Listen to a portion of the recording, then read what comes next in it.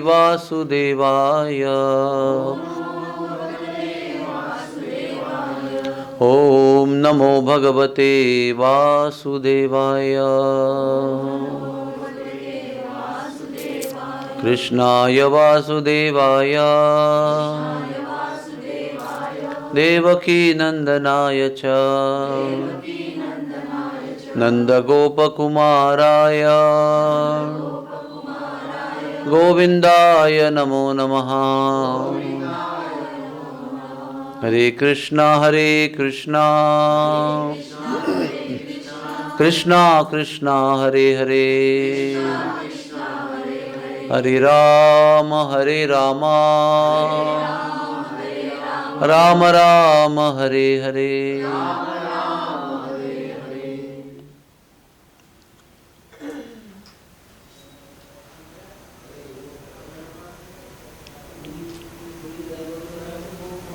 हरे कृष्ण।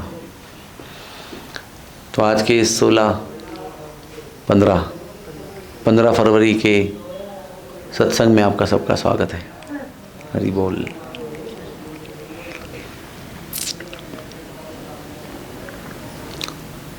तो श्री कृष्ण लीलाओं का श्रवण करना ये जीव मात्र के लिए बहुत ही कल्याणकारी है। श्री कृष्ण भगवान का चरित्र जो श्रीमद् भागवत में दिया गया है,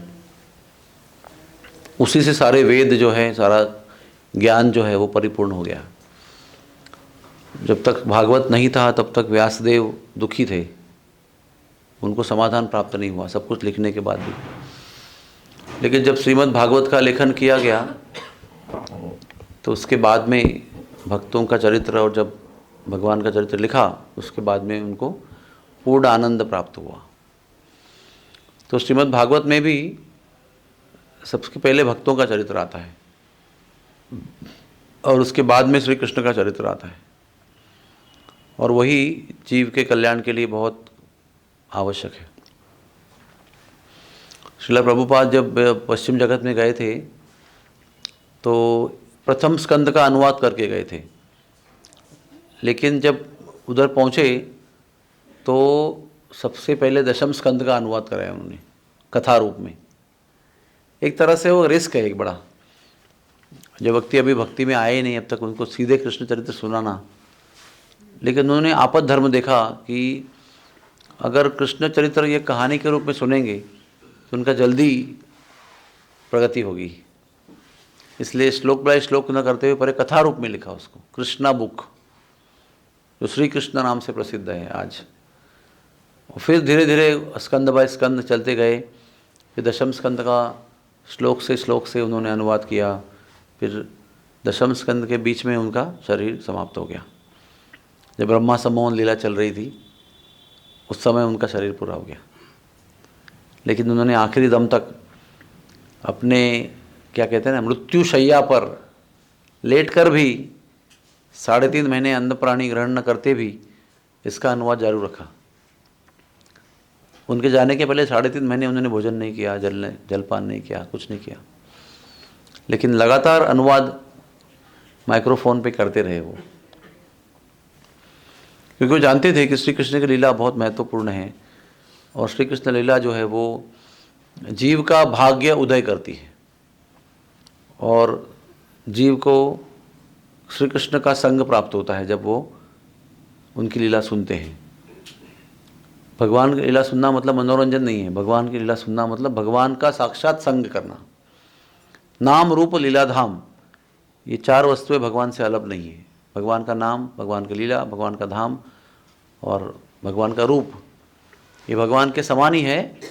और यहाँ तक कहा गया कि नाम रूप लीला धाम भगवान से भी श्रेष्ठ हैं, भगवान से भी अधिक शक्तिशाली है कृपा देने में, कृपा के विषय में। भगवान का नाम भगवान के ही से ज़्यादा पावरफुल है, भगवान का लीला भगवान से ज़्यादा पावरफुल है, भगवान का धाम भगवान से अधिक दयालु है। इस तरह से इसको समझना बहुत ज़रूरी है। और भगवान ने भी जब भी रामलीला में उनका नाम खुद लिखा, नहीं उनका नाम नहीं लिखा, पत्थर को छोड़ दिया तो पत्थर डूब गया, और भक्तों ने उनका नाम लिखा तो पत्थर तैर गया। तो भगवान को लगा कि मैं खुद डाल रहा हूँ तो मेरे हाथ से जा रहा है तो फिर वो तैरना चाहिए, लेकिन डूब गया वो। लेकिन नाम लिखा तो तैर गया। इसका मतलब भगवान ने इसको दिखा दिया कि मुझसे भी अधिक शक्तिशाली मेरा नाम है। तो ऐसे ही लीला है भगवान की, श्रद्धा से श्रवण करना चाहिए। हो सकता है नाम जप करने में आपको नींद आ जाए, लेकिन शायद लीला श्रवण करने में नींद नहीं आ जाए, क्योंकि लीला में आपको दिखता है मन की पटल में क्या हो रहा है। तो श्रीमद् भागवत दशम स्कंद में कथा आती है कि जब भी बहुत सारे राक्षस आए, पहले गोकुल में आए, फिर वृंदावन में आए, और सब लोग मर गए, वापस नहीं आए। तो कंस ने ऐसा विचार किया कि हो सकता है कि ये अपनी भूमि में ज़्यादा बलवान है, इसलिए वो मैं मेरे घर से उनको भेजता हूँ पराई भूमि में, तो उनको मार देता है। अभी मैं उनको मेरी भूमि में लाकर मारने का प्रयास करूँगा। तो उन्होंने फिर षड्यंत्र रचा कि धनुर्यज्ञ करेंगे। उनके पास धनुष था एक बहुत बड़ा, जब उनको प्राप्त हुआ था तो उनको ये भी बताया गया था कि जिस दिन ये धनुष टूटेगा तब तुम्हारी मृत्यु हो जाएगी, उसी दिन। तो इसलिए बहुत गहरे पहरे में रखा गया था उसको, धनुष्य को एकदम कड़े पहरे में, और 300 लोग उसको उठाते थे। कभी भी उत्सव में लाने के समय उसकी पूजा की जाती थी। वो शायद शिव धनुष्य था जो किसी ऋषि ने उनको दिया था। तो उन्होंने सोचा कि उसका धनुर्यज्ञ किया जाए। उसमें फिर होता है ना, वो महोत्सव में क्या स्पोर्ट्स भी होते हैं, कुछ नाच गाना भी होता है, कुछ नाटक भी होता है, सब ऐसा बड़ा उत्सव बनाया उसका। और अक्रूर को बोला कि अभी इस उत्सव में हमारे भांजों को बुलाओ, और आप जाएंगे तो आएंगे वो, और कहीं जाएंगे तो नहीं आएंगे, भेजेंगे नहीं उनको। लेकिन आप उनके मामा लगते हो या चाचा लगते हो, आप मेरे सेनापति भी हो, तो आप जाके उनको लेकर आओ। वे अक्रूर जी भगवान के भक्त हैं, लेकिन वो सोचते हैं कि चलो मैं भले अक्रूर का प्रतिनिधि बन के जा रहा हूँ, लेकिन फिर भी जा तो भगवान के पास ही हूँ, मुझे भी उनका दर्शन करने को मौका मिलेगा, उनकी सेवा होगी, उनको संग प्राप्त होगा जब मैं उनके साथ में आऊँगा, कुछ भक्ति का आदान प्रदान होगा। तो भले मैं गलत व्यक्ति का प्रतिनिधि बन के जा रहा हूँ, फिर भी मिल तो भगवान से रहा हूँ। भागवत में और एक सुंदर बात कही गई है कि जब पुतना आती है ना, वो गोकुल की ओर भगवान की ओर जा रही है, तो पुतना का बड़ा सुंदर वर्णन किया सुखदेव जी ने। तो प्रश्न ये उठता है कि सुखदेव जी ने राक्षसी का वर्णन क्यों किया? इसका कारण बताते हैं आचार्य लोग कि अरे वो राक्षसी है, लेकिन जा तो कृष्ण की ओर रही है ना, इसलिए वो गौरवशाली है। She is reaching Krishna only. भले मरने को जा रही है, लेकिन जा रही है भगवान की ओर, इसलिए खूब वर्णन किया उसका। उसी तरह से अक्रूर सोचते हैं कि जा रहा हूँ कंस का दूत बनकर, लेकिन कृष्ण की ओर जा रहा हूँ तो कोई परेशानी नहीं है। जाते हैं, फिर उनको बुलाते हैं, फिर वो बड़ी मुश्किल से उनको परमिशन देते हैं जाने के लिए, लेकिन गोपियाँ रोकती हैं उनको। अक्रूर जी एक दिन रुकते हैं और अगले दिन फिर वो चलने लगते हैं। सब गोपियाँ आ जाती हैं और कहते हैं कि हमें मार कर ही चले जाओ, हमको छोड़कर मत जाना। अगर जाना ही है तो हमारे ऊपर रथ चलाओ और हमारा शरीर समाप्त हो जाएगा, हम आपके बिना जी नहीं सकते। तो भगवान को समझाते हैं कि ऐसा प्रेम नहीं होता है, मैं आपको बता रहा हूँ मैं आऊँगा, इतना क्यों आप बेताब हो जाते हो। प्रेम में थोड़ा संयम भी रखना चाहिए, श्रद्धा भी रखनी चाहिए जो कहा जा रहा है। मैं कह रहा हूँ मैं आ रहा हूँ वापस। बहुत ज़्यादा बहस होती है, सब करोड़ों गोपियाँ आती है, रथ को घेर लेती है, हम जाने नहीं देंगे आपको, वो रास्ता में लेट जाती है। तो फिर भगवान को समझाते हैं, लेकिन नहीं समझती वो। तो फिर भगवान क्या करते हैं ना, वज्राघात करते हैं। वज्र मतलब एटम बॉम्ब जब गिरता है ना तो कितना बड़ा आवाज़ होता है। ऑर्डिनरी बल्ब जो ट्रेन में फटते हैं आतंकियों द्वारा, वही कान को फाड़ देते हैं। तो ये वज्राघात करते हैं पृथ्वी पर। वो का नाम है गांव का बिजवारी, उसका एक्चुअल नाम है वज्रवारी, जहाँ पर वज्र का वार हुआ था। तो इतना बड़ा आवाज़ आया कि सब गोपियाँ वहाँ बेहोश हो गई। तब उन्होंने अक्रूर जी को आदेश दिया, चलो तुरंत, अब ये गिरी हुई है, चलो, और रथ को कैसे लेके जाओ, थोड़ा यहाँ लेके जाओ, थोड़ा वहाँ लेके जाओ, थोड़ा यहाँ लेके जाओ, थोड़ा वहाँ लेके जाओ। क्योंकि ये फिर गोपियाँ क्या करेंगी, जब जगेगी ना, होश में आएंगी, तो रथ के पहिए का जहाँ चिन्ह है वहाँ जाएंगी, तो यहाँ वहाँ भटकेंगी तो फिर कन्फ्यूज हो जाएंगी, तब तक हम पहुँच जाएंगे। और वो करते हुए भगवान तेजी से निकल जाते हैं और आगे पहुँचते हैं। अभी देखो आप, रथ से जाने वाला व्यक्ति जल्दी पहुँचेगा ना आगे, और जो पैदल जा रहे हैं, भाग भी रहे तो कितना भाग सकते हैं, 4th गियर कार के आगे आप क्या भाग सकते हो। लेकिन जब कुछ देर बाद गोपियाँ होश में आई है तो इतनी ज़ोर से भागी है कि उन्होंने एक पलसो गांव है, सी और पलसो, उधर भगवान को पकड़ा है। कितनी गति से भागे होंगी वो, और वहाँ जाकर फिर वापस बहस होती है। तो वहाँ पर वो कहते हैं कि मैं परसों आऊँगा, इसलिए वो गांव का नाम पड़ा परसों। और शीघ्र आऊँगा, इसलिए कहा गांव का नाम सी, 2 गांव है, सी गांव, शीघ्र के ऊपर सी बना हुआ है और परसों के ऊपर पलसो बना है। अभी भी है, गोवर्धन के रास्ते पर है, अक्रूर गमन रोड पे। फिर उसके आगे फिर वो मथुरा पहुंचते हैं। अक्रूर जी कहते हैं कि हमारे घर चलो, तो वो कहते हैं मैं कंस को एक बार मारता हूँ फिर आपके घर पे आता हूँ। और किसी जगह रुकते हैं, उसके पीछे पीछे नंद बाबा भी ग्वाल वालों को लेकर पहुँच जाते हैं। रात को विश्राम करते हैं, सुबह उठते हैं, कहते हैं जरा मथुरा घूम के आए। सब बालक भी मिलते हैं ना, फिर उनको बालक भी आते हैं। एक बात बीच में बताना भूल गया मैं आपको, कि जब ये पलसो गांव से आगे बढ़ते हैं तो जमुना जी आती है, और जमुना जी के पार मथुरा है। तो ये विश्राम लेते हैं बीच में और कहते हैं कि मैं थोड़ा स्नान करता हूँ।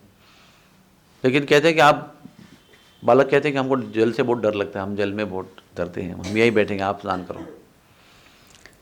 तो अक्रूर जी जाते हैं, जल में डुबकी लगाते हैं, तो जल के अंदर इनको चतुर्भुज रूप में विष्णु दिखाई पड़ते हैं और अनंत शेष नाग दिखाई पड़ते हैं जल के अंदर। तो कहते अरे बालक बहुत नटखट है, अभी तो कहा था कि हम बैठेंगे रथ में, अभी तो जल में दिखाई पड़ रहे। तो ऊपर आते थे तो रथ में भी बैठे हुए हैं, फिर डुबकी लगाते हैं, फिर जल में देखते हैं उनको, बोले ये क्या चमत्कार है। तो आचार्य समझाते हैं कि वो वृंदावन का बॉर्डर है। जो मथुरा में कृष्ण आए थे वो देवकी नंदन कृष्ण थे, और कैसे आए थे, 4 भुजा में आए थे। वो जो यशोदा को कृष्ण हुए थे वो द्विभुज कृष्ण थे। और ये भी वर्णन आया है कि 2 देवकी नंदन कृष्ण थे, वो द्विभुज बन गए, लेकिन आके इस कृष्ण में समा गए और एक कृष्ण हो गए वो। लेकिन जब वृंदावन से बाहर जाने का समय आया तो वृंदावन के जो कृष्ण हैं, यशोदा कृष्ण, वो कभी भी वृंदावन को छोड़ के बाहर नहीं जाते हैं। वृंदावन परित्यज्य पादम एकम न गच्छति। तो कौन बाहर गया वृंदावन के, देवकी नंदन कृष्ण बाहर गए, जो ऐश्वर्य वाले, 4 भुजा वाले, वो जो भाव था उनका ऐश्वर्य, वो कृष्ण वृंदावन के बाहर गए।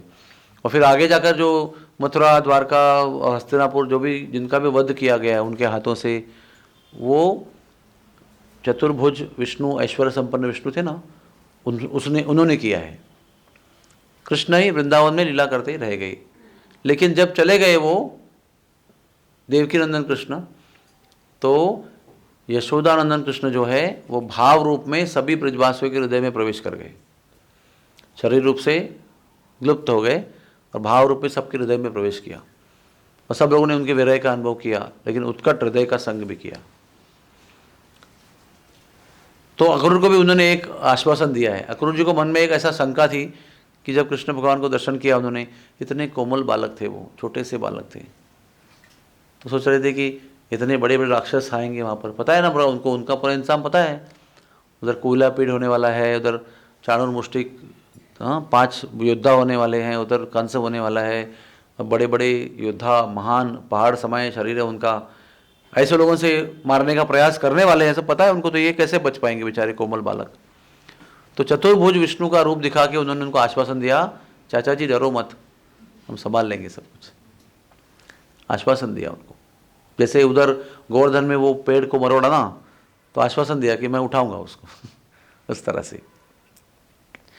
तो अगले दिन जब भी मथुरा में उठे हैं तो सब ग्वाल वालों ने भी इच्छा किया हमको मथुरा देखना है। पहली बार शहर में गए ना गांव से, तो उनके पास तो गांव के कपड़े थे पहने हुए, और आचार्य बहुत सुंदर भाव बताते हैं। वो कहते हैं कि कृष्ण भी ब्रज में बहुत ही सिंपल कपड़े पहनते थे, क्योंकि ग्वाल वालों को लगे नहीं कि कृष्ण तो बड़े भर का आदमी है, तो हम कैसे उसके साथ में, तो उनको वो भाव न लगे कि भाई हम गरीब हैं, कृष्ण भगवान राजा के पुत्र हैं, तो वो वैसे ही कपड़े पहनते थे। दोनों वैसे ही कपड़े पहन के गए ना मथुरा में। अभी शहर के कपड़े देख रहे हैं तो शहर के सब लोग चमचमाते कपड़े पहन के घूम रहे हैं मथुरा में, तो सब ग्वाल वालों को लगा अरे कन्हैया देखो कितने सब चमकाते हुए कपड़े पहने हुए, हम तो बहुत ही गाँव के लग रहे हैं, कुछ अच्छे कपड़े मिल जाए तो अच्छा रहेगा, कुछ इंतजाम करेगा तो अच्छा है। तो कृष्ण भगवान कहते हैं हाँ कोई भगत मिलेगा तो देख लूँगा मैं। तो धोबी मिलता है उनको बड़े अच्छा। अभी धोबी में ना दो अंतर होते हैं, एक होता है रंगकार और एक होता है धोबी। क्या अंतर है उसमें? एक आपके पुराने कपड़े नित्य नियम से धोता है, आप डालेंगे धोता जाएगा, इस्त्री करके भेजेगा आपको। और एक होता है धोबी, उसका नाम है रंगकार। वो क्या है, नए कपड़े पर रंग जो है ना वो फिट कर देता है, नए कपड़े के ऊपर एकदम। तो वो रंगकार था जिसके पास बहुत सारे महोत्सव के कंस के कपड़े थे, कंस ने बनवाए थे, और उसको फाइनल टच दे रहा था वो। तो वहाँ पहुँचते हैं कृष्ण भगवान बाल बालों को लेके, कहते हैं अरे ये कपड़े हमें दे दो, हमको पहनने हैं उसको। तो उसको बड़ा गुस्सा आ गई उस समय तुरंत। बोले क्या समझते हो अपने आप को, गांव से आए हो और पता है किसके कपड़े ये, राजा कंस के कपड़े हैं, चक्रवर्ती सम्राट, तुम्हारी क्या योग्यता है उसको कपड़े पहनने की? अभी बता दूंगा ना तो आके तुमका द्वारा यही वध कर देगा वो, कल तक रुकेगा नहीं, ऐसे तुम अगर उद्दंडता करोगे। तो ग्वाल वालों को तो अब अच्छा लगा नहीं, क्योंकि ब्रज में इतने बड़े बड़े राक्षस आए थे ना, आकाश को छूने वाले शरीर थे उनके। तो उनको ऐसा सहन नहीं हुआ कि एक यकश्चित हाँ साधारण रंगकर्मी जो है वो भगवान को ऐसे डांट रहा है। तो भगवान के सामने उन्होंने वो अप्रसन्नता जताई, बताई कि I am not very happy to this. तो भगवान को भी अच्छा लगा नहीं कि हमारे ग्वाल वालों के सामने मुझे ऐसे दुख दे रहा है उनको। तो एक तमाचा दिया ऐसे, उधर ही गिर गया, और जितने साथी थे ना वो साथी उसके सब कपड़े छोड़ के भाग गए। उनको कैसा तमाचा मारा पता नहीं, हाँ एक तमाचा दिया तो खत्म हो गया वो। सबको बड़ा आश्चर्य हो गया। अभी तमाचा मारेगा तो आपको थोड़ा लगेगा, लाल होगा, थोड़ा सा हिलेंगे आप, लेकिन तो मर ही गया सीधा स्ट्रेट। तो परेशान हो गए, भाग गए। तो अभी कपड़े ही कपड़े है ना, बहुत सारे कपड़े। तो कृष्ण बोलते हैं अरे गिन लो, जो चाहिए उठा लो उसको। सबने अपने अपने पसंद के उठा लिया, पहन लिया उसको। पहनने के बाद बोलते हैं अरे चलने लगे। तो बोलते हैं कि अरे ये तो ऐसे है कि मथुरा को झाड़ू मार रहे हैं हम लोग, सब लोग। धोती भी इतनी बड़ी बड़ी, हम छोटे छोटे और बड़े बड़े लोगों के वस्त्र पहने हुए हैं, कुर्ता भी पहनेगा तो भी झाड़ू लग रही है। थोड़ा कुछ दर्जी वर्जी मिल जाए तो अच्छा रहेगा, थोड़ा सा उसको कटिंग वटिंग करेंगे तो फिट हो जाएगा ज़रा। बोलते देखते हैं कोई भगत मिलेगा तो देख लेंगे उसको। तो दर्जी मिलता है सुदामा नाम का। कहते हैं देखो भैया हमारे सारे कपड़े जो है बड़े बड़े हो रहे हैं, थोड़ा सा कर दो उसको काट छूट। तो बड़े प्रेम से उसे स्वागत किया भगवान का। शायद वो दर्जी का नाम सुदामा नहीं था, तो कोई बात नहीं, दर्जी ने सबके कपड़े उन्होंने उतारे और सबको ना बहुत कम समय में फटाफट उसको फिटिंग कर दिया उन्होंने। हाँ काट वोट किसको काट दिया, किस छोटा कर दिया करके एकदम फिटिंग बना दिया उसको। अब सबने वो कपड़े पहने, बिल्कुल सुंदर लग रहे थे सब लोग। अभी कहते कन्हैया अभी कोई, उनको माला चंदन बड़ा अच्छा लगता है ब्रजवासियों को, देखिए ना माला पहनेंगे तो पहन के रहेंगे, उसको अच्छा लगता है, उनको चंदन भी लगा के रहेंगे हमेशा माथे पर। तो अभी वस्त्र तो पहना दिया, अभी आपने कुछ फूलों की भी व्यवस्था करो। तो देखते हैं कोई भगत मिलेगा तो देख लेंगे। तो फूल वाले सुदामा के पास पहुंचते हैं। सुदामा को पता था कि ये अक्रूर जी महाराज गए हुए हैं, कृष्ण बलराम को लेकर आएंगे, जरूर हमारे आसपास आएंगे। तो उन्होंने गिन चुन के फूल ला के रखे थे पहले ही चिंतन से। हाँ तो ये पहुंचे वहाँ पर, अरे हमारे सब गाल वालों को माला वाला पहना दो। तो सबको बढ़िया बढ़िया फूलों की माला पहना दिया उसने, कृष्ण बलराम को भी पहना दिया। तो भगवान ने उसको उधर के उधर ही मुक्ति दिला दी फूल वाले को। तो बोलते हैं अभी एक चंदन रह गया है, सब बाल बाल बोलते चंदन रह गया है, तो देख लेंगे कोई मिलेगा तो। उतने में वहाँ पर त्रिवक्रा कुब्जा आ जाती है। हाँ 3 जगह शरीर उसका मुड़ा हुआ है और वो तो भगवान क्या बोलते हैं, अरे सुंदरी कहाँ जा रही हो। तो देखते अरे आज तक मुझे सब लोग त्रिवक्रा करके पुकारते हैं, है ना। उसके शरीर में जितने वक्र हैं उसमें त्रिवक्रा, ऐसे अरे 3 जगह टेढ़े होने वाली कन्या, ऐसे व्यंग करते थे उसको। कौन आज पहली बार मुझे सुंदरी कह रहा है, तो वो मुड़ के देखती है, तो देखते ही उसके मन में प्रेम जागृत होता है उसके प्रति। तो वो कहते कहाँ जा रही हो, तो कहते मेरा, कौन हो सुंदरी तुम, तो कहते मेरा नाम त्रिवक्रा कुब्जा है और मैं कंस की सेविका हूँ। लेकिन अभी मैं कंस की सेविका थी, जब तक आप नहीं थे तब तक उसकी थी, अभी आपको देखा तो आपकी हो गई हूँ सेविका। क्या सेवा है तुम्हारी। तो कहते कंस को मेरे हाथ का ही चंदन अच्छा लगता है। तो ऐसा विवरण दिया गया है कि 2 काम होते हैं ना, वो कमज़ोर लोगों से करना चाहिए, ज़्यादा मजबूत लोगों से नहीं करना चाहिए। एक है चंदन घिसने का काम और एक है कीमती कपड़े धोने का काम। क्योंकि मजबूत आदमी धोएगा ना तो कपड़ा पता है ना क्या होता है उसका, और चंदन अगर जोरदार आदमी करेगा तो वो ऐसे टुकड़े टुकड़े निकाल देगा उसके। लेकिन कमज़ोर व्यक्ति क्या करेगा ना, तो धीरे धीरे धीरे धीरे जब घिसाएगा ना तो बहुत महीन और मुलायम चंदन प्रकट हो जाएगा। और कमज़ोर व्यक्ति जैसे स्त्रियाँ होती है, वो अपना कपड़ा धोएंगे तो बहुत दिन तक चलेंगे, वो नहीं तो पटक पटक के सब कपड़े खराब हो जाएंगे। तो ये जो त्रिवक्रा थी, पहले से शरीर से कमज़ोर थी, तो वो सुंदर बहुत महीन चंदन घिसती थी धीरे धीरे धीरे धीरे। तो कंस को उसके हाथ का चंदन अच्छा था। तो आप देखिए अभी कुब्जा का साहस देखिए आप।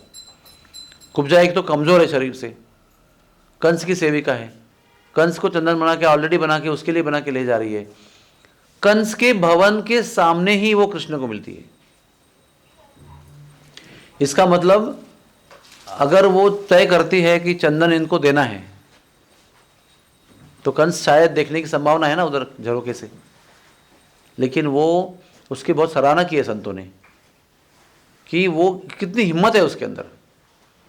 कंस के लिए बनाया हुआ चंदन जो है वो किसी और को दे रही है, और वो भी कौन है, कंस का शत्रु है, जिसको मारने के लिए यहाँ बुलाया गया है। फिर भी बड़ी हिम्मत करके वो कहते हैं, जैसे भगवान ने कहा चलो सबको चंदन लगा दो और मुझे भी लगा दो, तो उसने ना बहुत सुंदर पत्रावली जानते हैं आप लोग, पत्रावली यानी भगवान के मुख का जो चंदन का डेकोरेशन करते हैं ना, डेकोरेशन फूलों का पत्तों का, उसको पत्रावली कहते हैं। कहीं भी अगर आप हाथ में पैर में जहीं भी निकालते हैं उसको पत्रावली कहते हैं। ये पत्रावली के सेवा में ललिता देवी बहुत एक्सपर्ट है। तो वो कुब्जा ने कृष्ण के और बलराम के शरीर पर बहुत सुंदर चेहरे पर पत्रावली बनाई चंदन की, उनके शरीर को सुशोभित किया, ग्वाल बालों को भी लगाया, और निर्भय होकर उन्होंने भगवान से प्रकट किया इच्छा कि आप मेरे घर चलो। तो भगवान ने क्या किया, उसके पहले अंगूठे पर अपना पैर रखा और अपना हाथ जो है ना ऐसे उंगली उसके हनोटी पे रखी, वो झुकी हुई थी ना ऐसी 3 जगह पे, उसको ऐसे खींच के सीधा कर दिया। First orthopaedic reconstructive surgery on the spot without anaesthesia. एक ही जगह पर पूरा करेक्शन कर दिया, करेक्टिव सर्जरी कर दिया उसको। तो जैसे ही वो सीधी हो गई ना, और सुंदर हो गई वो सुंदर होते ही उसको भगवान पर ऐसा प्रेम जागृत हुआ, तो भगवान की धोती पकड़ रही है, बोले चलो मेरे साथ। अभी भगवान को संकोच हो रहा है ना, अभी सब बाल बाल खड़े हैं, और वो सुंदर स्त्री जिसको रूपांतर किया भगवान ने उसका, वो उसके बड़े प्रेम से, उनको समझ में आ रहा है सबको क्या क्या चाहती है वो। तो वो कहते हैं कि देखो अभी मैं थोड़ा व्यस्त हूँ और मैं आऊँगा बाद में, मैं ज़रा जो जिस काम से लाया वो करके आपको मिल के आऊँगा। तो बाद में कंस को मारने के बाद भगवान गए हैं उसके घर पे, उसके हाथ का भोजन आरोगा है उन्होंने, संग भी दिया उसको। तो उसके आगे भगवान अभी वस्त्र पहने हैं, माला पहनी है, चंदन पहने हैं, बहुत सुशोभित होकर हाँ पहुँचते हैं। तो रास्ते में ही वो कोलिया पीड़ आया हुआ है, हाथी। कंस ने नाम, कंस को खबर मिल रही है, वो हर कदम पे खबर ले रहा है कि क्या हो रहा है, बच्चे इधर उधर घूम रहे हैं, पता चला कि धोबी को मार दिया, रंगकारी को, तो टेंशन बढ़ रहा है। तो ना हजारों घड़े भर के मद्य पिलाते हैं उसको, हाथी को, कोलिया पीड़ को, और भेज देते हैं भगवान के सामने। वे हाथी जब मद्य पीता है ना, तो हाथी का क्या कहना है, अभी हाथी को नाश करते थे सबको। तो भगवान पर आक्रमण किया उसने, तो भगवान ने उसको ऐसे, उसका वो दंत है ना, हस्ती दंत पकड़ के ऐसा घुमाया ना और पटक दिया उसको। मतलब उसके अंदर 2000 हाथियों का बल था, कौलापीड़ के अंदर। एक हाथी है लेकिन 2000 हाथी का बल है उसके अंदर। ऐसे हाथी को भगवान ने ऐसे खेल खेल में उड़ा के फेंक दिया और मार दिया। फिर एक दांत कृष्ण ने उखाड़ा, एक दांत उसका बलराम ने उखाड़ा, और ऐसे कंधे पर लेकर ऐसे विजयी मुद्रा में अखाड़े में प्रवेश करते हैं। जब अखाड़े में प्रवेश करते हैं ना तो सब लोग देख रहे हैं उसके हाथ में उसी हाथी के दांत है, मतलब उसको मार के आ रहे हैं। कंस और भयभीत हो गया, इशारे करते अपने मल्लों को, जाओ अभी मारो उसको। तो चाणूर और मुष्टिक सामने आते हैं। चाणूर मुष्टिक है ना, वो इतने पराक्रमी थे, जैसे कि मथुरा के गोल्ड मेडल चैंपियन थे वो रेसलर में। उनको कंस पटकता था हमेशा, लेकिन कंस के दरबार में, कंस के अखाड़े में वो तैयार हो गए थे, इतना ट्रेनिंग दिया गया था उनको। कंस उनसे हमेशा लड़ता था और प्रैक्टिस करता था। जब कंस का विवाह हुआ ना जरासंध की पत्नी कन्याओं से, तो कंस ने ये कौलापीड़ हाथी को, वो जरासंध का हाथी था एक्चुअली, जरासंध के तंबू में था, और दिग्विजय करते करते कंस आगे आगे जा रहा था। तो जरासंध के कहाँ पर उसका देश है बताओ, जानते हो जरासंध कहाँ का है? मगध। मगध मतलब कहाँ? बिहार। आज का बिहार देश जो है ना, राज्य है ना, वो मगध देश है वो। तो वहाँ पर उसका राज्य था। तो वो अपने घर पे था, और उसके क्या कहते हैं उसको, पशुशाला के अंदर कौलापीड़ को बांध के रखा था साखड़ी से, और थोड़ी ही देर दूर के आगे अपना अखाड़ा लगा कर, तंबू लगा कर उसको वो वहाँ रहता था कंस, आगे दिग्विजय करने के लिए। तो बीच में प्रैक्टिस कर रहा था अपने योद्धाओं के साथ में। उतने में वो कौलापीड़ हाथी जो ना एकदम बेफाम हो गया, सब सांकड़ बगड़ तोड़ के वो भाग गया, और हम बेफाम होकर इसके तंबू में आया। एक कौलापीड़ को देखते ही सारे चाणूर, मुष्टिक, शल, तोमर सब भाग गए। इतने बड़े योद्धा थे वो, लेकिन वो हाथी को देखकर सब भाग गए। अकेला कंस खड़ा हो गया उधर। उसने ऐसा उठाया उस हाथी को, सुंड से उठाया, ऐसा घुमाया और फेंक दिया उसको उठाकर। तो वापस वो जाकर उसी पशुशाला में गिर गया जहां से भाग के आया था। तो खबर मिली, अरे किसी ने कौलापीड़ हाथी को उठाकर फेंक दिया है वापस। तो जरासंध ने पूछा कौन है? बोले ये कंस है, मथुरा का, उग्रसेन का पुत्र है, ये दिग्विजय करने आया है। तो वो क्या कहते हैं, ये व्यक्ति से मित्रता करनी चाहिए, युद्ध करने का सवाल ही नहीं है। तुरंत अपने 2 कन्याओं को लेता है, पता नहीं कि छोटी देर में क्या समझाता है उसको, तुरंत आता है और उधर ही उसका विवाह कर देता है तंबू में 2 कन्याओं के साथ, और हाथी भी भेंट देता है उसको, ये तुम्हारा हाथी, 2 कन्या भी तुम्हारी, मैं तुम्हारा ससुर। तो फिर क्या है ना, फिर क्या है कि इस कॉल्ड डिप्लोमेसी, डिप्लोमेसी मतलब राजनीति में कैसा होता है कि अपने बराबर वाले बलवान योद्धा के साथ मित्रता करनी चाहिए। इस तरह से जरासंध का उसका, तो वो कौलापीड़ था वो, जो सेवक बनकर उनकी सेवा कर रहा था बाद में। तो उसको मार दिया। तो कंस बहुत डर गया कि इतने पराक्रमी हाथी को कौन मार सकता है, इसने बालकों ने मार दिया उनको। तो वो योद्धा आगे सामने, योद्धा को पता चला था कि ये कौलापीड़ को मार के आ रहे हैं, जिसको देखकर वो भाग गए थे ना, पता है ना आपको। तो वो बालक क्या बोल रहे हैं, अरे आप इतने पहाड़ जैसे योद्धा हो, मल्ल युद्ध तो बराबरी वाले को होना चाहिए, आप तो ऐसे इतने महान, हम लोग बच्चे हैं, जिनका संवाद हो रहा है। तो चाणूर मुष्टिक क्या बोल रहे हैं, अरे आप तो योद्धा हो, युद्ध जब होता है ना तो छोटे बड़े का तुलना नहीं होता है, वीरता के ऊपर बात होती है, और आप तो वीर हो, आपने अभी भी कौलापीड़ को, हाथी को ऐसे खेल खेल में मारा है, आपको तो कोई संकोच नहीं होना चाहिए लड़ने में। हाँ, जिनको नींद आ रही है वो सब खड़े हो जाओ।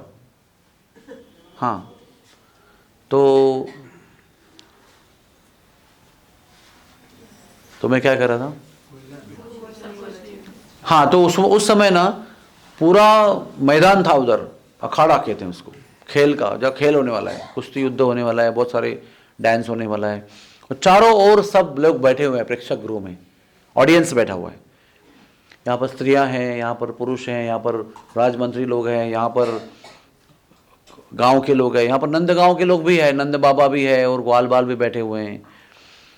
तो स्त्रियां देख रही हैं, वो कह रही हैं कि इस जगह पर हमको बैठना नहीं चाहिए, कुछ जाना चाहिए यहाँ से, यहाँ पर अन्याय हो रहा है। ये जो युद्ध होने जा रहा है वो बराबरी में नहीं हो रहा जा रहा है, कोमल बालकों के साथ में पहाड़ जैसे कठोर योद्धाओं के भेजा जा रहा है। तो इस अन्याय को अगर हम देखते रहेंगे ना, तो हमको भी उस अन्याय करने का पाप लगेगा। ऐसे भागवत में वो मथुरा की स्त्रियां बोल रही हैं। बड़ा सूचक वाक्य है।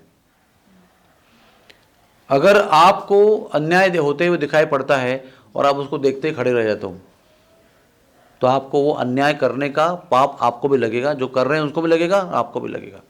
आपको वहां से तुरंत जाना चाहिए, वो अन्याय होते हुए देखना नहीं चाहिए। अगर आप सक्षम नहीं हो लड़ने के लिए, अन्याय रोकने के लिए, कमजोर हो, अन्याय करने वाले बलवान हैं और आप अन्याय देखने वाले कमजोर हो, आप नहीं कर सकते रोकना का, तो आपको वहां से जाना चाहिए तुरंत। तो कन्या बोल रही है कि जाना चाहिए हमको यहाँ सर, सब माताएं बोल रही है। उतने में युद्ध शुरू होता है इनका, तो सब लोगों को चिंता होती है अभी मैं क्या होगा क्या होगा। तो भगवान चाणूर मुष्टिक को मार देते हैं। फिर और 3 आते हैं, क्या नाम उनका, शल, तोमर और एक नाम है। 3 योद्धा और आते हैं, फिर उनको भी मार देते हैं, 5 को मार देते हैं। सब लोग तालियां बजाते हैं। कहते हैं कंस वहाँ पर भयभीत हो जाता है उस समय, क्योंकि जब धनुष, अच्छा मैं भूल ही गया बताने को आपको, बिल्कुल भूल गया। वो ये है कि कोलापीड़ को मारने के पहले ही भगवान वो धनुष्य की शाला में जाते हैं और वहाँ पर धनुष्य को तोड़ देते हैं। इतने बड़े बड़े योद्धा खड़े हैं वहाँ पर उसका रक्षा करने के लिए, लेकिन जाते हैं बीच में और जैसा खिलौना उठा था ना बच्चा कोई, वैसे उठा कर उसको तोड़ देते हैं। कहते हैं इतनी बड़ी ध्वनि होती है ना, भूकंप से भी बड़ी, सारी धरनी भी कांपती है उससे, आवाज़ से। और कंस आवाज़ सुनता है कि हाँ धनुष टूट गया है, इसका मतलब मेरा मृत्यु आज होने वाला है। वो भयभीत हो जाता है वो। फिर कोलापुर का वध होता है, फिर चाणूर मुष्टिक आदि 5 योद्धाओं का वध होता है। फिर कहते हैं भगवान अखाड़े में जहाँ खड़े थे ना, उनको मारकर वहीं से एक जंप मारते हैं बहुत जोरदार, क्योंकि कंस ने अपना जो अखाड़े में आसन बनाया था ना, बहुत ऊंचाई पर बनाया था, बहुत ही ऊंचाई पर। तो वहां से श्री भगवान चढ़ते नहीं है, सीधे छलांग लगाते हैं सीधे कंस के सामने। कंस तुरंत तलवार निकालता है अपनी, उसकी वो फेमस तलवार थी, बहुत लोग उसकी तलवार की चमक को देखते ही कांपते थे, इतनी फेमस तलवार थी उसकी। लेकिन भगवान जाके उसके पूरे बाल ही पकड़ते हैं उसके। कहते हैं बाल पकड़ने के तुरंत बाद उसके हाथ की तलवार गिर जाती है। आपने एक अध्याय पढ़ा है भागवत में कंसवध का? उसमें एक बहुत सिग्निफिकेंट बात है, कंस ने भगवान से कोई युद्ध ही नहीं किया। तो आचार्य समझाते हैं कि कंस ना डर से ही मर गया। सब जगह युद्ध किया था उसने, लेकिन उनको सब पता है ना, आकाशवाणी भी हुई थी और वो धनुष भी टूट गया, सब कुछ वैसे ही हो रहा है जैसे बताया जा रहा है। तो कहते हैं कि भगवान ने जैसे उसके बाल पकड़े ना, तलवार ही छूट गई उसके हाथ से। फिर भगवान ने उसको बाल से घसीटा। कारण जानते हैं उसका क्यों? बाल से क्यों घसीटा उसको, पैर से क्यों नहीं घसीटा? क्योंकि देवकी माता के उसने बाल पकड़े थे। स्त्री के बाल पकड़ना ये बहुत ही घिनौनी चीज़ है, बहुत ही घटिया चीज़ है। स्त्री के बाल पकड़ना यानी कि उसका भयंकर जघन्य अपमान है उसका। इसलिए कभी भी स्त्री के बालों के साथ में खेलना नहीं चाहिए, मजाक में भी नहीं, गुस्से में भी नहीं, और पनिशमेंट देने के रूप में भी नहीं। स्त्री के बाल बहुत पवित्र और बहुत महत्वपूर्ण होते हैं। इसलिए कभी भी लोग जब भी स्त्री को बहुत घिनौना व्यवहार चाहते हैं ना करना, तो उसके बाल पकड़ते हैं, लेकिन कभी भी ऐसा करना नहीं चाहिए। सबसे घिनौनी चीज़ है वो। और इस योद्धा ने जो चक्रवर्ती सम्राट था वो, उसने बड़े बड़े योद्धाओं को चारों दिशाओं में जीत लिया था। उसने जितने राक्षस भगवान ने मारे ना, वो सब कंस ने पहले ही हरा दिया था उनको दिग्विजय में, और चक्रवर्ती सम्राट बन गया था। इतना पराक्रमी था कंस, इतना पराक्रमी कंस जो है वो अपनी बहन का रथ चला रहा है, उसके विवाह में प्रेम के वश चला रहा है, और जैसे आकाशवाणी होती है तुरंत उसके बाल पकड़ता है और एक हाथ से तलवार निकालता है। अबला है ना वो भी विवाह का दिन है उसका, फिर भी बहुत देर तक बाल पकड़ के खड़ा है। आप सोच सकते हैं कि देवकी की कैसी अवस्था हो गई, ऐसे बाल पकड़ के खड़ी है तो क्या हिलने को भी दे रहे, और उधर हाथ पकड़े वसुदेव खड़े हैं, समझा रहे हैं उसको, नहीं समझ में आ रहा है, वो तो ऐसे ही खड़ा ही है। बाद में फिर वसुदेव समझाते हैं, सिद्धांत बहुत समझाते हैं उसको, तुम तो वीर हो, वो तो अबला है, कुछ समझ में नहीं आ रहा है उसको। एक ही बात समझ में आती है, क्या बोलता है वो, तुमको मैं इसके बालक लाके दूंगा, हमारे बालकों को। तो तुरंत तलवार नीचे आती, बाल छोड़ देता है और वहीं से उतर के चला जाता है। तब तक तो ड्राइविंग कर रहा है उसके रथ का, लेकिन स्वार्थ पे एक हमला होता है, कोई प्रेम वेम नहीं है फिर राक्षसों का। राक्षसों का ये एक परीक्षा है, एक पहचान है ये, जब तक उनका हित ठीक में है तो दोस्ती करेंगे, फ्रेंडशिप करेंगे, सब कुछ करेंगे। जिस क्षण उसके स्वार्थ में कोई हमला हो गया, तुरंत मित्रता छोड़कर शत्रुत्व करेंगे, तुरंत, एक क्षण के भी देरी करेंगे नहीं कि मेरे भाई है, बहन है, माँ है, पिताजी है। कैसे क्या कंस ने तुरंत पिताजी को अरेस्ट करके डाल दिया जेल में, बैठ गया सिंहासन के ऊपर। तो उस बाल पकड़ने के अपराध के लिए भगवान ने भी उसको बाल पकड़ के घसीटा, पूरे अखाड़े तक लेके गए, नीचे तक उसको, हाँ, और एक छाती में एक मुक्का मारा, खत्म हो गया कंस वहीं पर। लेकिन उसके बाद में मरे हुए कंस को भगवान ने बाल पकड़कर पूरे अखाड़े में घुमाया, पूरे अखाड़े में, अपने मां के बाल पकड़ने का अपराध का बदला लेते हुए, ये दिखाते हुए कभी भी बालों को, भी स्त्रियों के बालों को स्पर्श नहीं करना चाहिए।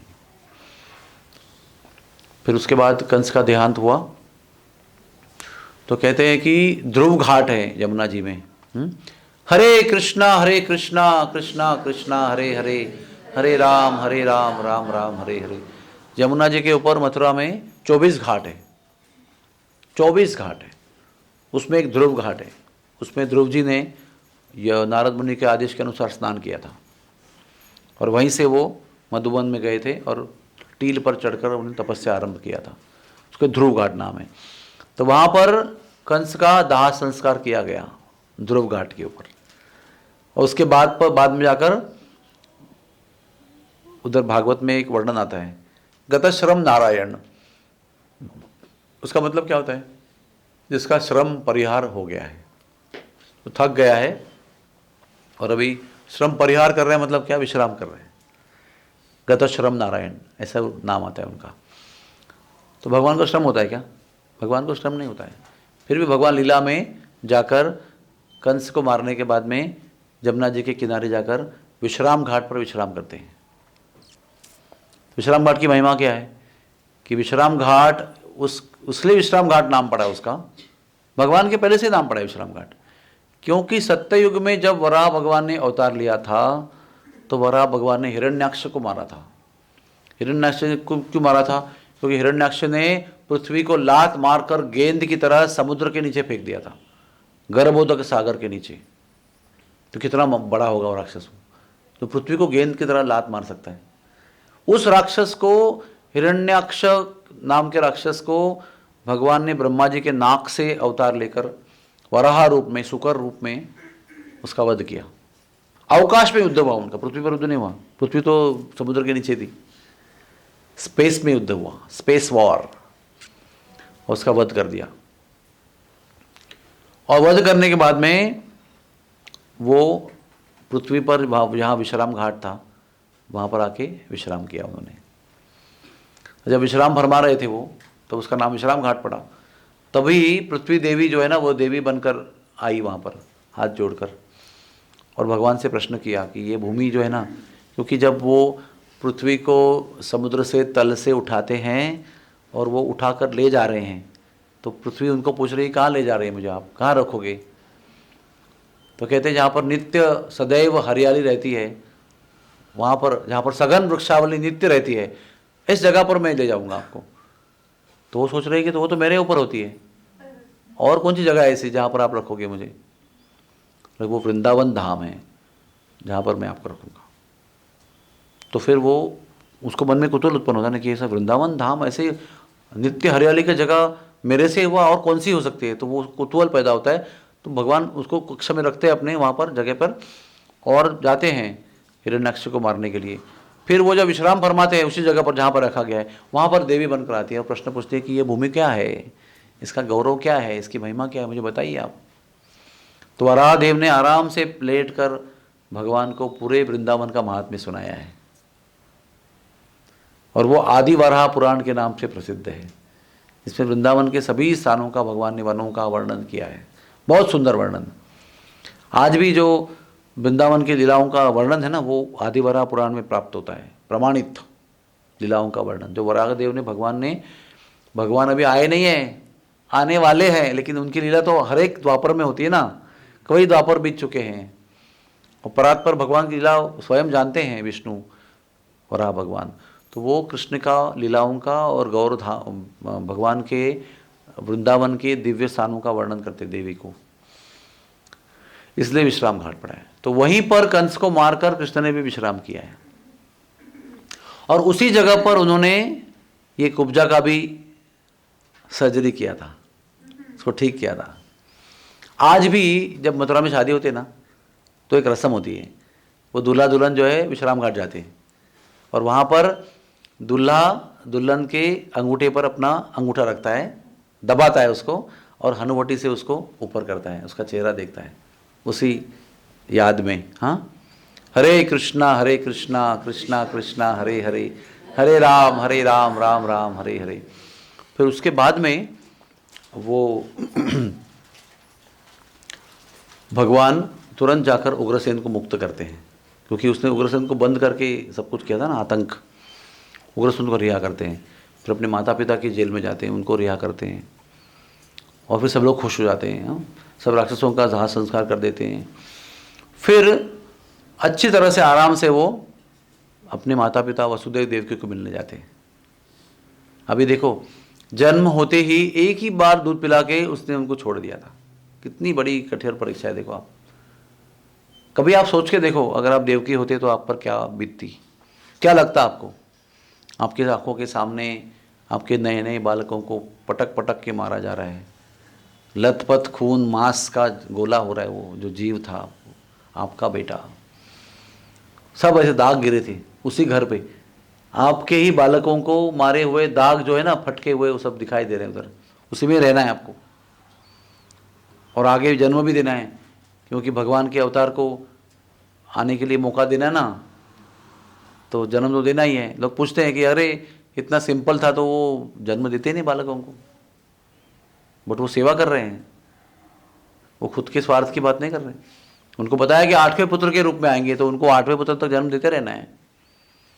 ऊपर से 7वें पुत्र जो है ना, वो गायब हो गए, उसको पता ही नहीं चला क्या हुआ।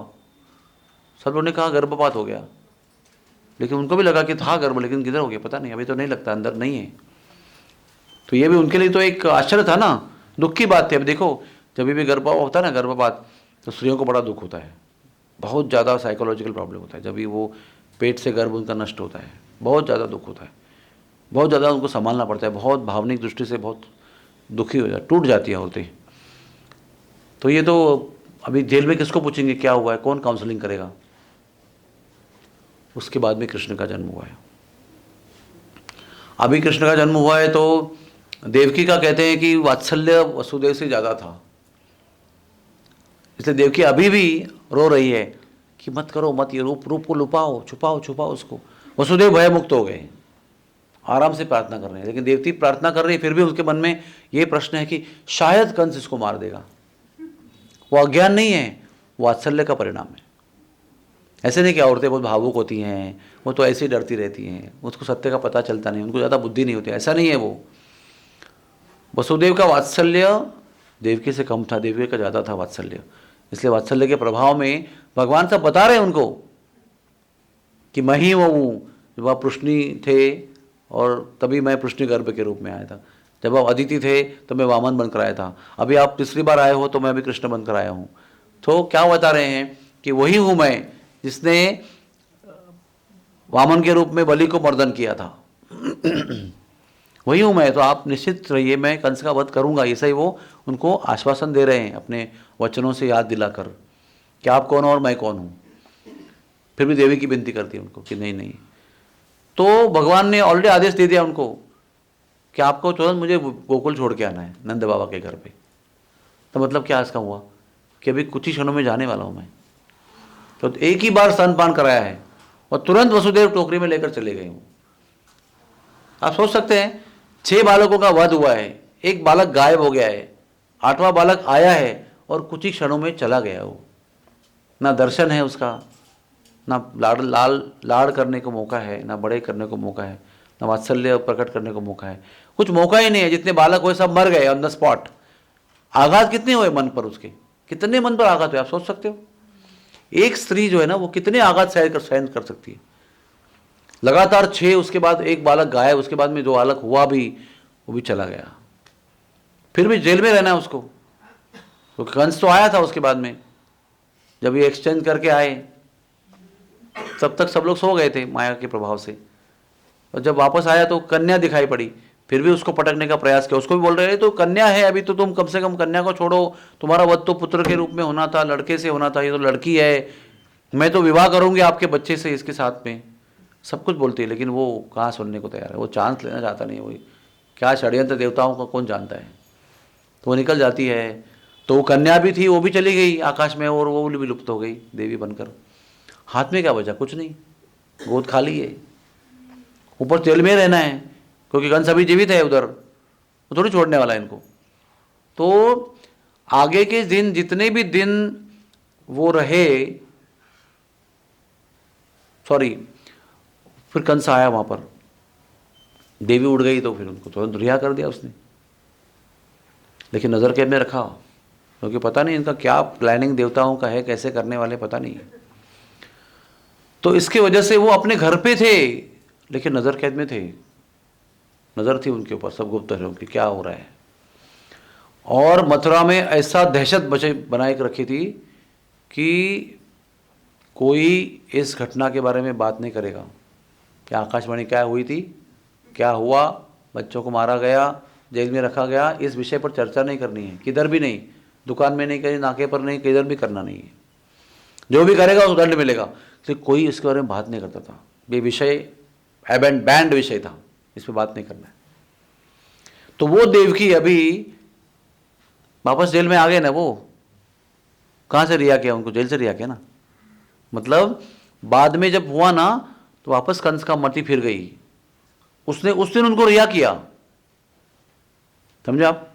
जिस दिन कन्या ऊपर गई, देवी बनी, तो डर गया वो, माफ़ी मांगी, बहुत क्षमा मांगी, बहुत प्रवचन सुनाया देवकी को कि तुम तो जानती हो ये सब कर्मों का खेल है, ये सब देवता नियति जो है, नियति विधान क्या विधाता जो है ना उसकी इच्छा से होता है, मैं तो निमित्त मात्र हूँ, ये सब कर्मों का खेल है, आत्मा अमर है, ऐसा बहुत प्रवचन सुनाया उसको और पश्चाताप किया। और देवकी ने भी तुरंत माफ़ कर दिया अपने भाई को, बोला ठीक है, रिहा कर दिया उसको। दरबार में गया अगले दिन, सब लोगों ने उसको वापस बताया, अरे तुम डरते क्यों इतना, क्यों माफ़ी मांगते हो, मैं हूं ना, पुतना आती है वहाँ से। शोक सभा मनाई उस दिन कंस ने कि देखो क्या प्लान था मेरा और क्या हो गया। बहुत दुखी होकर सब मंत्रियों को बुलाया और कर रहे भी क्या करना चाहिए, अभी तो मैं बहुत दुखी हो गया हूँ। उसने पुतना वहाँ से आती है, कहते मैं हूँ ना भाई वरी, मैं जाऊँगी और सब बालकों को नष्ट कर दूंगी, तुम्हारे काल को भी नष्ट कर दूंगी, चिंता क्यों करते हो। फिर उसको वापस अरेस्ट कर दिया उसने और फिर जेल में डाल दिया। फिर 10 साल 11 साल तक वो जेल में ही है। वहाँ पर लीला वृंदावन में हो रही है, ये लोग जेल में हैं, खबरें आ रही है उनके बारे में, लेकिन आनंद नहीं है उनके लिए। तो आनंद उधर नंद भवन में है, गोकुल में और नंदगांव में। उसके बाद में सब खबर मिलती है उनको कि कंस ने अक्रूर को भेजा है, अरे बाप रे हमारे कृष्ण बलराम को तो मार डालेगा, इतनी सारी योजना बना के रखी है, कूलिया पीड़ 5 खुद भी खड़ा है। बहुत कितने टेंशन में हो गए जेल के अंदर में, क्या होगा क्या होगा क्या होगा। और बाद में फिर उसका वध होता है तो उसके बाद में रिहा करते हैं, फिर कृष्ण उनको मिलने जा रहे हैं। इसलिए मैंने इसकी भूमिका आपको बताई पूरी बैकग्राउंड कि कैसे मनोभावना में वो कृष्ण भगवान को मिले होंगे, कितना आनंद उनको हो गया होगा। तो कृष्ण भगवान भी कैसे जाकर पैर छूते हैं उनके, कहते मैया मैंने आपका कुछ सेवा नहीं किया, इतना आपने हमारे लिए कष्ट उठाया, लेकिन हम आपसे दूर रहे, इतने साल बाद आए हैं, आप बताओ क्या करना है, आप आज्ञा दीजिए हम उसको पूरी करेंगे। जो भी आपके आगे हम पूरी करेंगे। तो नंद बाबा भी उस मीटिंग में गए हैं कृष्ण भगवान के साथ में, ग्वाल बाल भी गए हुए हैं। वो थोड़ा दूर खड़े के देख रहे हैं क्या हो रहा है, पैर छुए और बोला, और माता ने क्या उत्तर दिया, नंद बाबा भी सुन रहे हैं। उन्होंने कहा कि अभी आप यहीं रुको, हमने आपको जन्म तो दिया लेकिन आप पर कोई संस्कार तो किया ही नहीं हमने, हमारा कर्तव्य बाकी है माता पिता का, बहुत संस्कार बाकी है आपका जनित संस्कार बाकी है, आपको गुरुकुल भेजना है, आपको सारा पढ़ाई देना है, आपको वो हमको करना है, तो आपको रहना पड़ेगा हमारे साथ, आप रहिए और हम आपका सब संस्कार करेंगे। तो कृष्ण भगवान तो ठीक है हम आपके साथ रहेंगे, पैर छूकर कहा हम आपके साथ रहेंगे। नंद बाबा सुन रहे हैं, क्या बीती होगी उन पर। बोले कह रही कृष्ण बलराम को ले गया कंस के पास, तो हम जरा अब देख के आते हैं अखाड़े में क्या हो रहा है, साथ में लेके आएंगे उसको वापस, 2 दिन का तो काम है, इसमें क्या है, महोत्सव देखेंगे, आनंद लेंगे, आ जाएंगे। अभी तो उन्होंने कहा है कि वो अभी रहेंगे। संभाषण करके बाबा के पैर छूने आते हैं नंद बाबा के, कहते हैं बाबा आप जाइए, हम अभी रही रहेंगे लेकिन हम शीघ्र ही लौट के आएंगे। तभी वो कथा बताने के समय नहीं है, लेकिन फिर भगवान वहीं रहते हैं। नंद बाबा बड़े भारी पैर से लौट के आते हैं। फिर यशोदा माई बहुत डांटती है उनको, क्या क्या बुरा भला बोलती है। नंद बाबा बताते हैं कि देखो मुझे भी मरना बहुत आसान था, मैं भी मर सकता था वहाँ पर, लेकिन उसने मुझे आकर कहा पैर छूकर कि आप जाइए, मैं बहुत जल्दी ही आ जाऊँगा। तो अगर मैं मर जाऊँगा और तुम मर जाओगी, और जब वो लौट के आएगा तो पूछेगा ना बाबा कहाँ हैं, माता कहाँ हैं, तो कितना दुख होगा उसके लिए, कितना दुख होगा उस पर, क्या बीतेगी उस समय। इसलिए हमको मरने की इच्छा होने पर भी जीना होगा, हमको जीना चाहिए।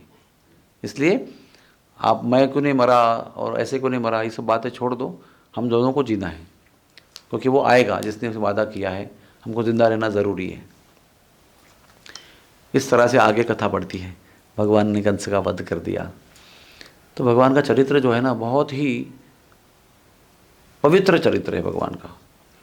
भगवान का चरित्र श्रवण करने मात्र से ही जीव का कल्याण हो जाता है।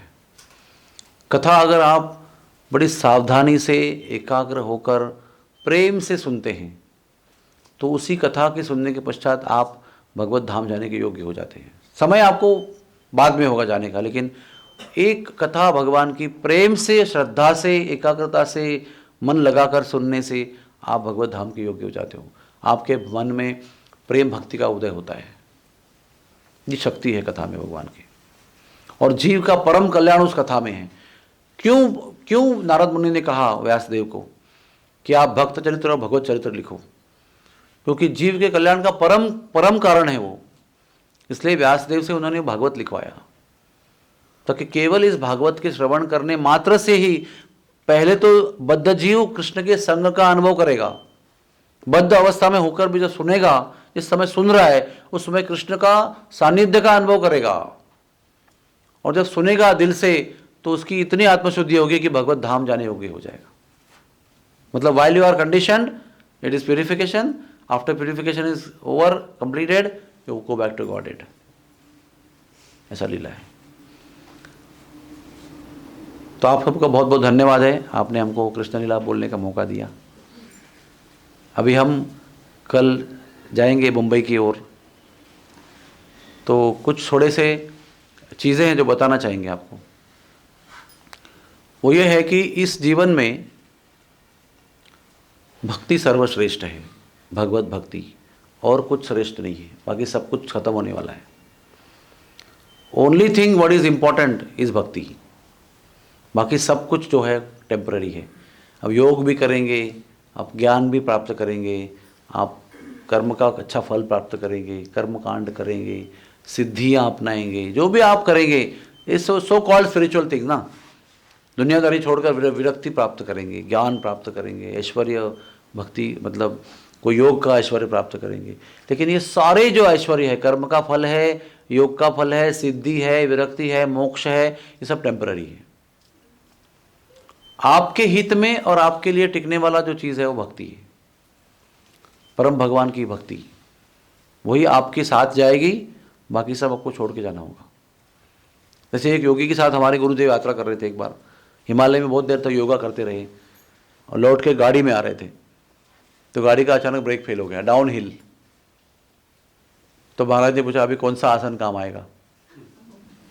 गाड़ी के ब्रेक फेल हो चुके, हम लोग नीचे उतर रहे हैं पहाड़ से, कौन सा आसन कौन सा प्राणायाम काम आएगा आपको अभी? बोला कोई भी आसन नहीं है जो इसको काम आएगा, तो हरि नाम ले लो, वही काम आएगा। तो वो योगी भी एकदम तुरंत भगवान का नाम लेने लगा। समझ में आया उसको भी? ऐसे बाकी प्रसंग में उसका सारा जो जीवन भर का मेहनत है वो बेकार हो गई ना, ऑन द स्पॉट, एक क्षण में बेकार हो गई। वो पूरा जीवन लगाया उसमें योग की सिद्धि में, लेकिन एक ही क्षण में सब बेकार हो गया। उस तरह से हमको सबको पता होना चाहिए, कितना भी हम छलांग लगाएंगे ना जीवन में, बोलेंगे अरे ठीक है ना, वो भक्ति श्रेष्ठ है, ठीक है, लेकिन जीवन तो जीना है ना, उसके लिए पैसा चाहिए ना, कम से कम जितना साल जीना है उतना तो चाहिए ना पैसा। तो उसके लिए भी भगवान ने भागवत में आदेश दिया हुआ है। जब मृगरारी था ना, वो मृगरारी जो जानवरों को आधा मार के छोड़ता था, फिर आधा थोड़ा मारता था, फिर आधा मारता था, और तड़पते हुए जानवर सब जगह दिखाई पड़ते थे। तो जब नारद मुनि आए तो उसको उन्हें बहुत समझाया, बहुत लंबा अध्याय है वो, लेकिन संक्षेप में नारद मुनि ने समझाया उसको कि ऐसा नहीं करना चाहिए आपको। और बोला उसको कि तुमको तुम्हारा धनुष्य जो है ना, धनुष्य जिससे आप बाण मारते हो प्राणियों को, उसको तोड़ देना चाहिए। बोले क्या, इसको तोड़ दूंगा तो खाऊंगा क्या? उपजीविका कैसे होगी? How will I maintain my self? तो उस समय नारद मुनि ने मृगारी को बहुत सुंदर वाक्य कहा है, your source of income is not your source of maintenance. मतलब क्या? आपको लगता है कि आपका ये उपजीविका का साधन है, समझे, आप नौकरी कर रहे हो या खेती कर रहे हो या कोई बुचर है या कोई और कुछ कर रहा है, कोई डॉक्टरी कर रहा है, समझो कोई बिजनेस कर रहा है, तो आपको क्या लगता है कि ये बिजनेस मेरा इनकम का सोर्स है ना? लेकिन नारद मुनि कह रहे हैं नहीं, आपका वो इनकम का सोर्स है, लेकिन मेंटेनेंस का सोर्स आपका भगवान है। मेंटेन आपको आपका बिजनेस नहीं करता है, भगवान करता है। इसलिए आप चिंता मत करो, तोड़ दो धनुष। तो गुरु जी की प्रेरणा से धनुष तोड़ दिया उसने। बोले ये लो, भगवान का नाम लो और बैठो यहाँ पर। कैसे होगा परिवार का, बच्चों का, वो आपको पता चलेगा। तो श्रद्धा से बैठ गए, भगवान का नाम करने लगे। तो लोगों को समझ में आया, जो प्राणियों को मारने वाला दुष्ट मृगारी था, हमें भक्त बन गया है, इतना भजन करता है एकाग्रता से। तो सब लोग उसको फल लेके आ रहे हैं, कोई दंडवत कर रहे हैं, कोई धान्य लेके आ रहे हैं, कोई फल लेके आ रहे हैं, कोई धान्य लेके आ रहे हैं, कोई फल लेके आ रहे हैं, जगह पर लेके आ रहे हैं। और इतना इकट्ठा हो जाता है रोज के दिन कि लोगों को बांटता है वो बचा हुआ। क्या करेंगे इतना? फिर बहुत दिन बाद नारद मुनि आते हैं, तो पूछते हैं कैसा चल रहा है? तो कहते हैं प्रभु आपकी कृपा से इतना आता है, बैठे बैठे कुछ भी किए बिना, केवल भगवान नाम लेकर, कि मुझे लोगों को बांटना पड़ता है। तो समझ में आया ना अभी, your source of income is not source of maintenance. तो ये दूसरी बात है, ये समझने लायक। आप लोग करो अपना काम, जो भी है, ड्यूटी है, अपना नौकरी ड्यूटी जो भी करना है आप करते रहो, लेकिन ये समझ के मत करो कि इसी से मेरा मेंटेनेंस होगा। आपका मेंटेनेंस भगवान करते हैं।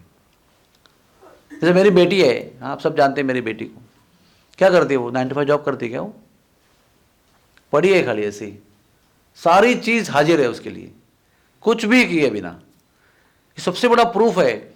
हमको लगता है कि हमको मेहनत करना जरूरी है, पैसा है कैसे आएगा मेहनत के बिना? We have to work. अब अभी 60 हो रहा हूँ, 65 हो जाऊंगा, 70 हो जाऊंगा, तो आगे कैसा होगा पता नहीं। अरे जो हाथी जो होता है ना जंगल में, वो 9 to 5 जॉब करता है क्या वो?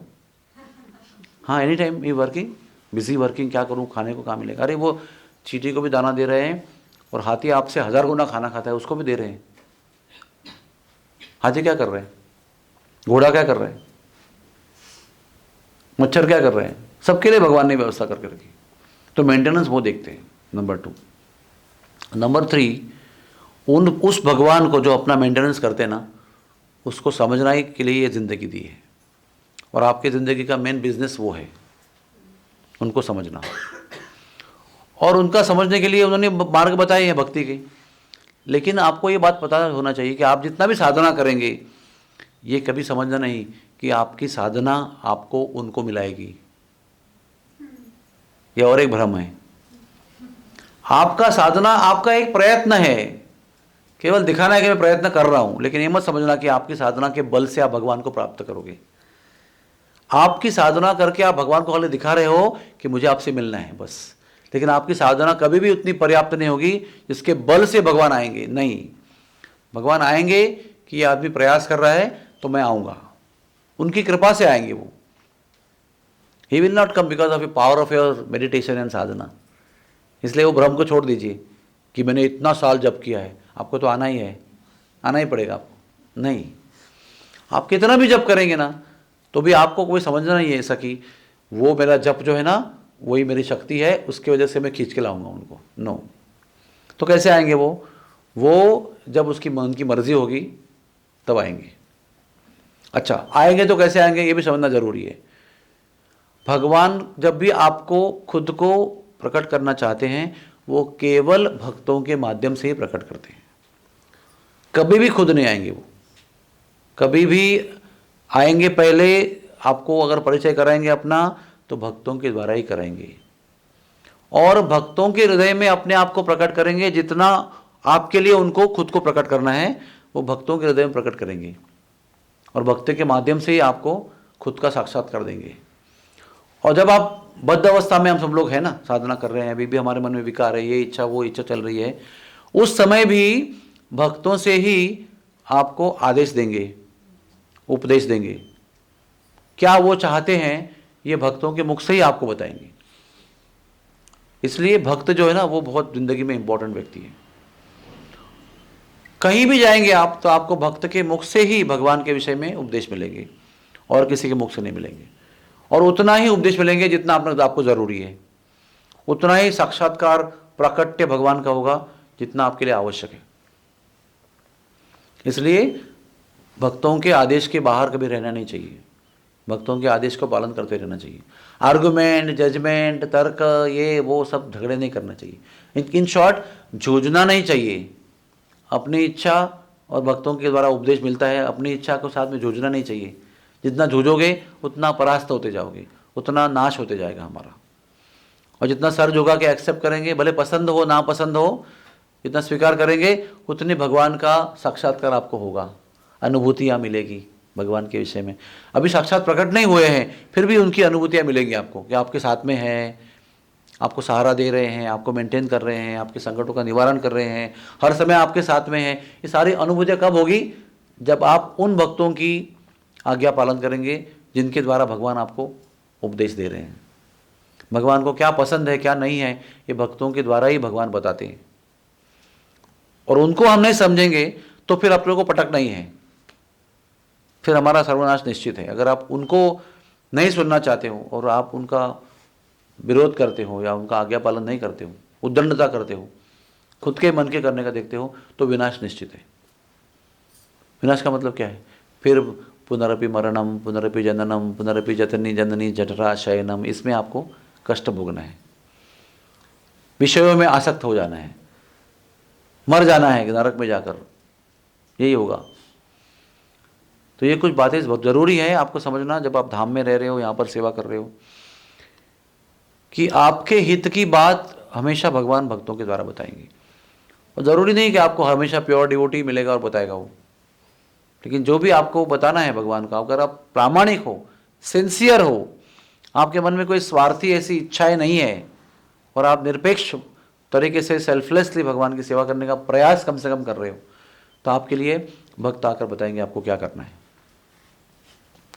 और उसको खुले दिल से, नम्रता से, आज्ञाकारी होकर आपको पालन करना है। तब ये धाम का वास्तव्य जो है ना वो आपको भगवान से मिला देगा। सबसे बड़ी बात है सेवा, सर्वोच्च चीज जो है, हमेशा सेवा में रहना चाहिए। ऋषिकेश सेवनम भक्तिरुत्तम। जो भी स्किल हमारे पास में है, जो भी बुद्धि है, जो भी ज्ञान है, वो जो भी इंद्रियां हैं, हाथ है, पैर है, आंखें हैं, जो भी कुछ है हमारा, वो सब उनकी सेवा में लगाना है। और जब हमारी इंद्रियां, हमारा मन, हमारा चित्त, हमारी बुद्धि, हमारा आत्मा, हम स्वयं जब उनकी सेवा में कनेक्टेड हैं, तो हम हमेशा माया से फ्री रहेंगे। जितना हद तक आप कनेक्टेड नहीं है, डिसकनेक्टेड हैं, उतना माया आप पर हावी रहेगी तुरंत। ऐसा नहीं है अगर आपने 50% सेवा करी भगवान का तो आप 50% फ्री हो गए, नहीं, 50% माया आपके ऊपर बैठी हुई है उधर, 1 इंच की जगह देगी तो वहाँ आके बैठ जाएगी वो। कितना फ्री छोड़ा है आपने भगवान को ना देते हुए, वहाँ आके बैठ जाएगी वो। तो 100% अनन्यस चिंतयन्तु माम, तब वो दूर नहीं है। अगर आप निरपेक्ष होकर पूर्णतः अपने इंद्रियों को, मन चित्त बुद्धि को उनकी सेवा में लगा रहे हो, तो ही आप माया के प्रभाव से फ्री हो सकते हो। और जब तक ये 100% लगा रहे हो तब तक फ्री हो। 10 साल के बाद बोला कि अभी नहीं करना है मुझे, 5% एंजॉय करना है, तुरंत 5% माया पकड़ लेगी आपको और 95% आप फ्री हो। तो दूसरा का इंपॉर्टेंट क्या है कि केवल 10 साल भक्ति नहीं करनी है, सतत करनी है अंतिम क्षण तक। 2 क्षण के बीच में भी भक्ति होना चाहिए, 2 क्षण के बीच में भी गैप नहीं होना चाहिए। जो निरंतर शरणागत है भगवान का, उसके भगवान हमेशा रहते हैं। शरणागति बीच में भंग हो गई तो भगवान तुरंत हट जाते हैं। शरणागति है तो भगवान है, शरणागति हट गई, डिसकंटिन्यू हो गई, भगवान हट गए तुरंत। तो आपको क्या बताना है? अंत समय तक भगवान को बताना है। जब तक शरीर छोड़ने का समय नहीं आएगा तब तक ये 100% सरेंडर जो है ना वो कंटिन्यू रखना है लास्ट तक।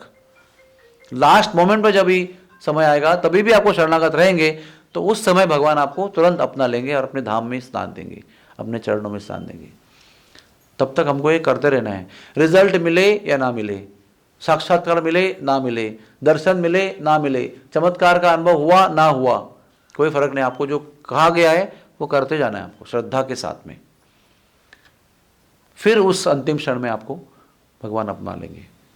और बीच में उनको इच्छा हुई, जैसे नारद मुनि को बीच में दर्शन दे दिया उन्होंने कुछ क्षण के लिए, तो उनकी मर्जी है, लेकिन ज़रूरी नहीं है कि आपको करना ही चाहिए ऐसे और आपको मिलना ही चाहिए। उनको मिला, मुझे क्यों नहीं मिला? मैंने भी कुछ किया, उसने भी कुछ किया था। नहीं, देने वाला है ना वो परम स्वतंत्र व्यक्ति है, उसके दिल में जब आएगा तब देगा वो, अदरवाइज नहीं देगा। लेकिन हमको करना है, वो करते रहना है, हमको जो बताया गया है वो करते रहना है। हमारे करने वाले कार्य में कोई बाधा नहीं आनी चाहिए। तो वही जीवन सफल जीवन है, बाकी सब कुछ व्यर्थ जीवन है। हम लोग टाइम पास कर रहे हैं, समय बर्बाद कर रहे हैं। अगर हम ये नहीं कर रहे हैं तो समय पूरा व्यर्थ जा रहा है हमारा। और व्यर्थ का मतलब क्या है? दुख भोगना ही है फिर उस व्यक्ति को, और कोई काम ही नहीं है इस दुनिया में, दुख के सिवा कुछ है ही नहीं। अगर भगवान का संग है, भगवान के भक्तों का संग है, आदेश का पालन है, तो ही आनंद का अनुभव है। नहीं तो दुख तो बराबर चलते ही चल रहे हैं। हाँ, साइड बाय साइड दुख चल रहे हैं, आपका परिणाम नहीं होगा आपके ऊपर भक्ति कर रहे हैं तो। लेकिन अगर नहीं कर रहे हैं भक्ति, आज्ञा पालन नहीं कर रहे हैं, तो दुख तो चल रहे हैं, उसका परिणाम तो आप पर होना ही है। कोई मुक्त नहीं होता। इसलिए पुकारो सब लोग, हरे कृष्णा कृष्णा कृष्णा हरे हरे, हरे राम राम राम हरे हरे। बहुत बहुत धन्यवाद सबका, थैंक यू वेरी मच। हरे कृष्णा, जय जय श्री राधे श्याम।